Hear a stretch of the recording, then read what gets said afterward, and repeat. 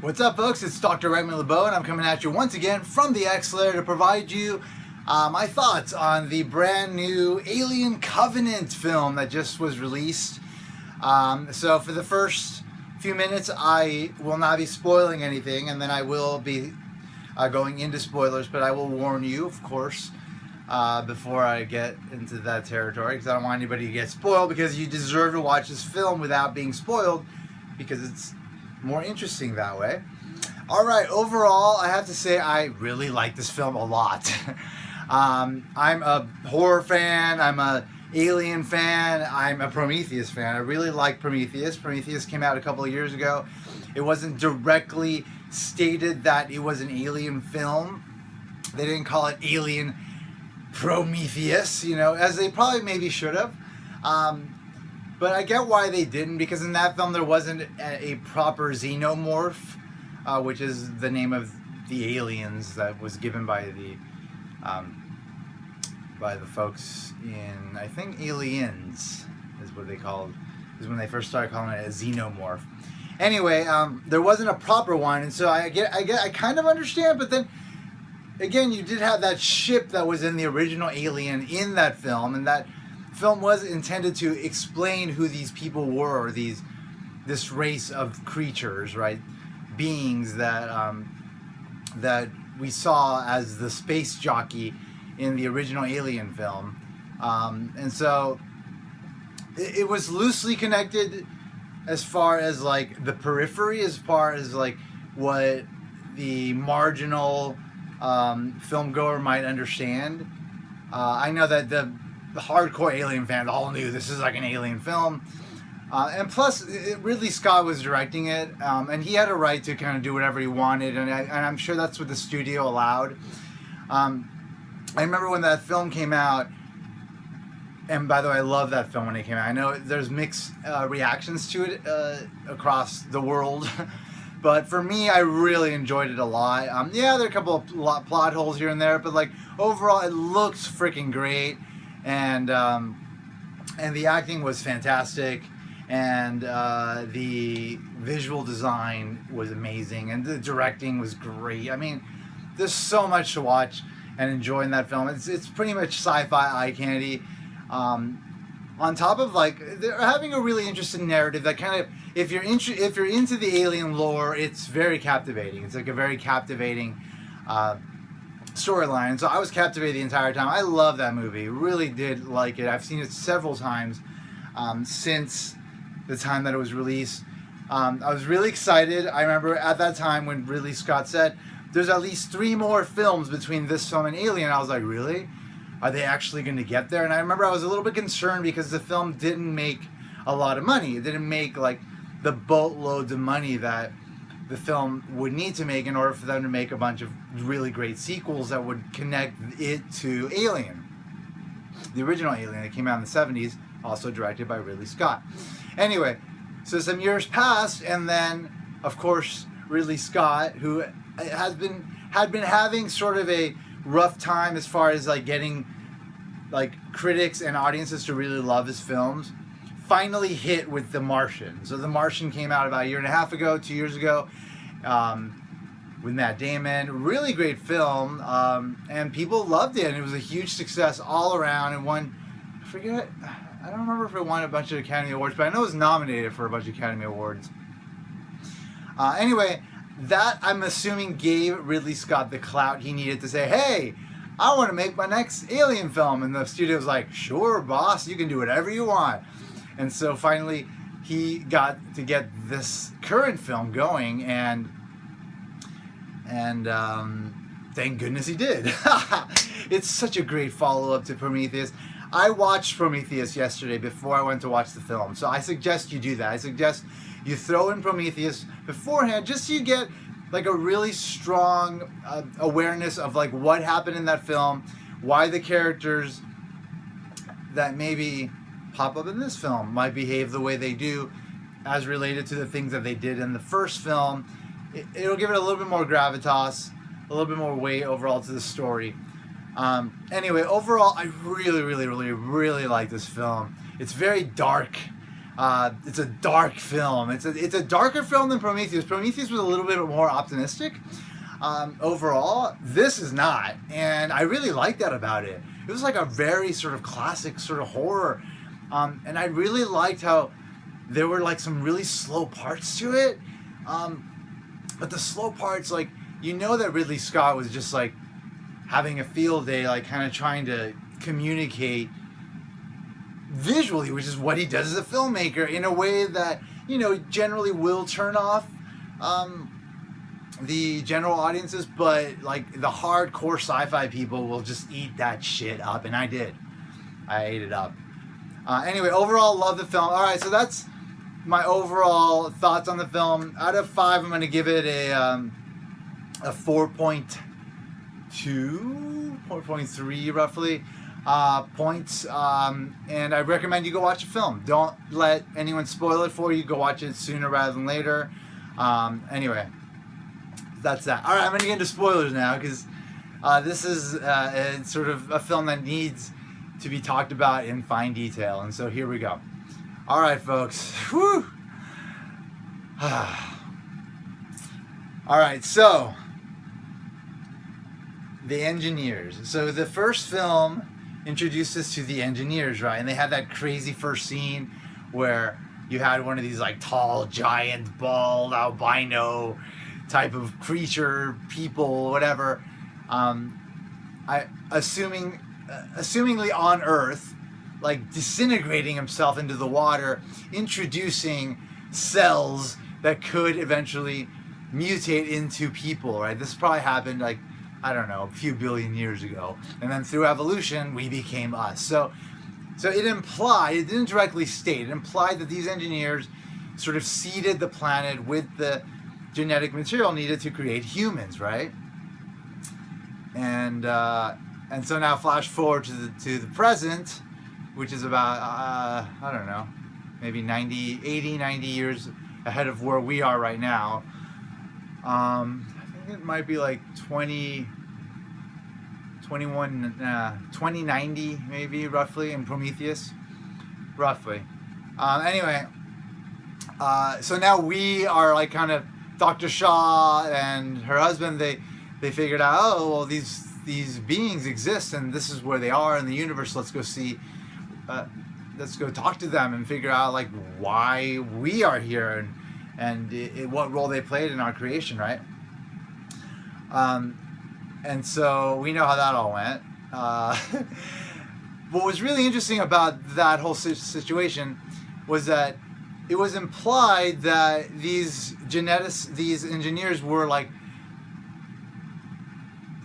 genetically engineering all sorts of beings so that eventually they would be the ones that created the alien. Right, towards the end of the film, you see this gigantic face hugger in Prometheus that comes out of Dr. Shaw. You don't really realize the face hugger until it's like huge in the end, and it engorges the one remaining engineer that's trying to kill Dr. Shaw. And it impregnates it, and at the very last scene, this creature comes out of him, and it looks like an alien. It looks kind of like an alien. It didn't have the eyes, and it's a little larger, but it kind of looked like the alien. So that implied, okay, so this is like this virus that the Prometheus crew had encountered is sort of a precursor to what creates aliens, right? Anyway, we also saw in that film that there was a ship that was much like the ship in the original Alien, that was in LV-427, I think is the name of it, where that essentially was the setting for the first 2 Alien films, the greatest Alien films ever made. This one's pretty high up there, though. And on that ship there were like canisters of like this virus, just huge quantities of it. And what was implied was that the engineers were going to send this ship to Earth, and they were going to, now having seeded the Earth with people, unleash this virus and sort of let it mutate into aliens, like actually use the planet to harvest these biological weapons essentially. So it just implied that there was this whole plan, and that's what we would sort of find out at the end of the film. Shaw and David, the android played by Michael Fassbender, leave the planet, and they're on the way to the homeworld of the engineers. In this film, we find out that no, the engineers really didn't create the alien. Maybe they created the seeds for it and they didn't realize it. Maybe they had plans for it and never unleashed it, but it was David. David the android. David the android. Synthetic person. I don't want to diminutize him. Was the one that created the alien. Like, so this new ship, they get this new ship Covenant that is a colony ship that they're not even headed to this planet, where Dr. Shaw eventually wound up with David. They get that beacon, the distress call, and they go down there. And once they get down there, like, it becomes very evident that there's nobody there, and it's sort of something had happened, some catastrophe had occurred, and all the residents had died, and it was unfortunate for them, obviously, because their whole civilization had been destroyed by something that they had created to destroy other civilizations. Eventually, it was revealed that David had unleashed the virus onto that planet like they had intended to do for Earth, and that he was there for 10 years then playing with the virus and playing with the genetic material of Dr. Shaw, who he essentially killed and like Frankensteined with the virus into the alien. Like, he created the eggs, and so you got that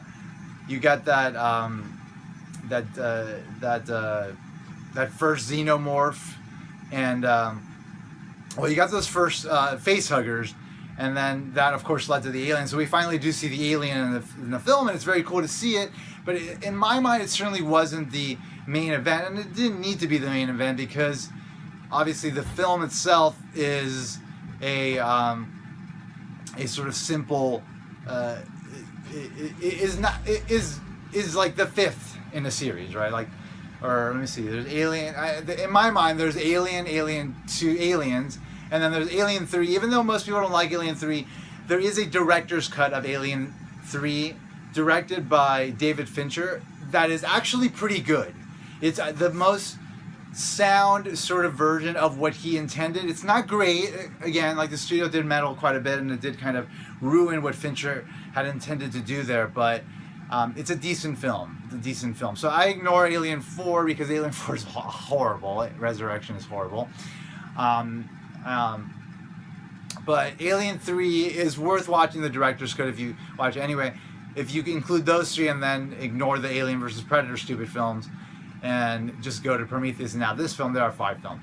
Anyway, this is the 5th film, so it's not a big deal to see an alien, because we've seen an alien several times. We've seen the Queen alien. I just saw Aliens in the theater, actually. Aliens by James Cameron in the theater a couple of weeks ago, which was an amazing experience. If you get an opportunity to do so, you should take it, because that is, in my mind, that is my favorite film of all time, and it's such a great experience in the movie theater.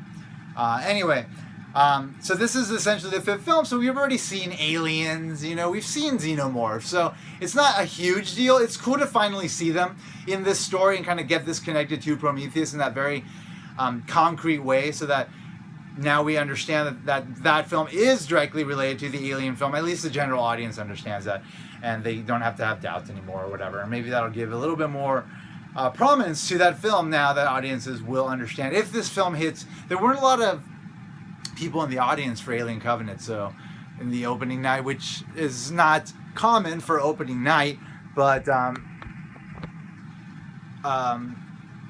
hopefully it catches with positive word of mouth and it becomes a decent hit. Anyway, so yeah, that for me, like, what was really great about this was like how connected it was to Prometheus. Like, I thought they were gonna like they were going to sidestep Prometheus a bit, and it was going to be sort of a sort of footnote in the film, like, oh yeah, by the way, yeah, this happened, but this is an alien film. Like, there's a bunch of people getting killed by it. No, the movie starts on Earth with David and Wayland, right? And they're talking and they're talking about creation, and it's sort of laying the seeds for what is ultimately going to be like this Frankenstein story, where David becomes Dr. Frankenstein essentially, and his monster is the alien, which is something you don't really see coming. I didn't see coming, but as soon as we saw David, and I remember in the film, like I think one of the first scenes where he's asking the crew of the Covenant like what their story is, and they tell him like, yeah, you know, we're colonists and we have 2,000 people on the ship, and he's like, 2,000 souls, that's a lot of souls. Like the way he said it immediately implied, like I immediately figured it out. I figured it out right when he said that. I was like, oh, and he also said, he was talking to like the other android that is also played by him, that is not as free as him, because he was allowed to create in his programming, and I guess subsequent models, they took out the ability for them to think on their own to create things. But for him, so he mentioned to him, to the other android, he's like, Walter, I think his name was, oh, you can't create. You know, there were just a lot of things being said in like the initial conversations where it's like, shit, he's been there 10 years, he's all about creating, and he likes the fact that there's all these people on that ship that he could then use to basically be the foundation for this being that he's creating, the fucking alien, which I thought was so fucking dope. I loved it. I loved how important they made Prometheus, because it had to be important because it was an important film, and like Ridley Scott intended it to be that way. So the fact that they had such a strong link to that film in this film, basically making this film a huge bridge to whatever comes next. Ultimately, ideally, he will get to make a couple more films to get it to Alien. But even if he doesn't, like, this does connect Prometheus to Alien enough that, like, I think any person would be happy kind of like watching these two films and then watching Alien, and then just kind of moving on to Aliens, and eventually Alien 3. Unfortunately, that would end it. Unless they get to make that other film that they've been talking about making, where they're going to pretend Alien 3 didn't happen and Ripley actually survived. But anyway, I'm not going to talk about that because supposedly it's not going to happen. I really loved the twist, and then I loved how it all went down. There was... I just really like this film because I really like Prometheus, and it had that Prometheus feel, but it also had the Alien feel. Like right away at the beginning, you got the music. You got that like music from the original Alien, which you heard, and also in Aliens. So as soon as that happened, I was like, yes, good.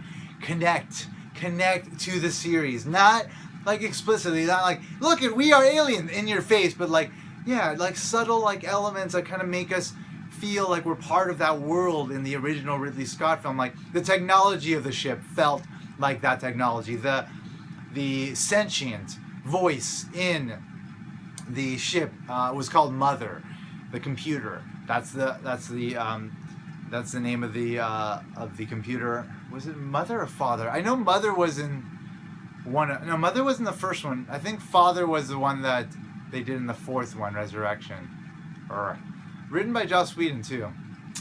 Anyway, yeah, but like the technology kind of looked familiar. It was interesting. It was interesting because in Prometheus, the technology felt a lot more advanced, but maybe it was because Wayland was on that ship and they had spent a lot of money on it versus, you know, the ship in Covenant, in the original Alien was probably just like, I think like a mining ship or something, or it was just like an industrial ship with a bunch of workers for the Wayland Yutani Corporation. So I get why maybe the technology would be better in that ship, in the ship in Prometheus. Anyway, I hadn't thought about that until now. Interesting.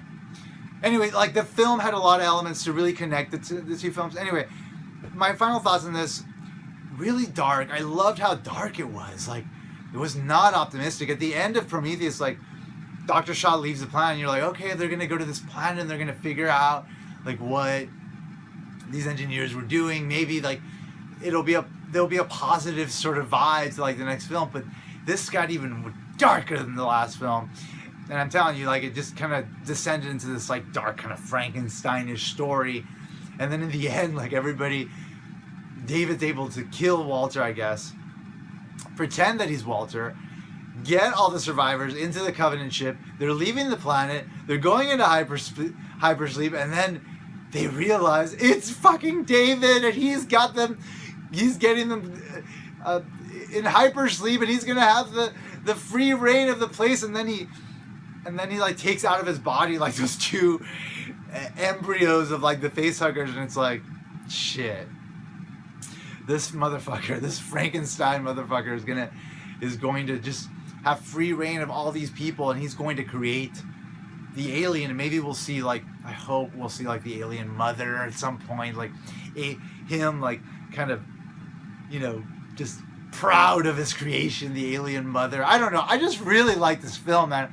I really like the ideas behind the film. I really like the story, and I love the execution.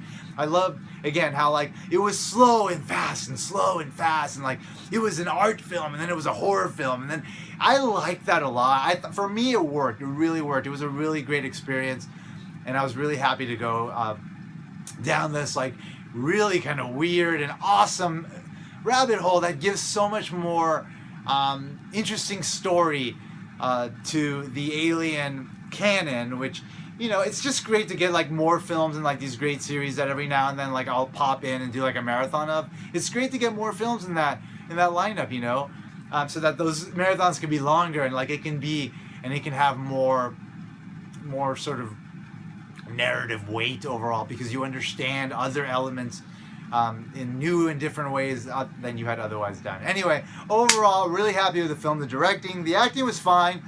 Catherine Waterston, the main character, she's all right. She's no Ripley, but you know, I'm cool with her. Whatever. I like Dr. Shaw better, but they killed her off. Fortunately, they had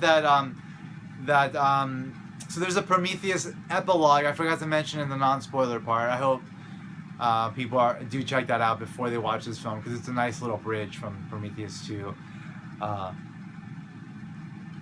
Covenant. Anyway, great film overall. So happy that I got to enjoy it. I'm definitely going to go see it again in the theater. Yeah, I'm going to go see it again in the theater because I really want to see it again. I might even go today because I really enjoyed it. Anyway, again, like I said, I'll give it like a 4.2 out of 5.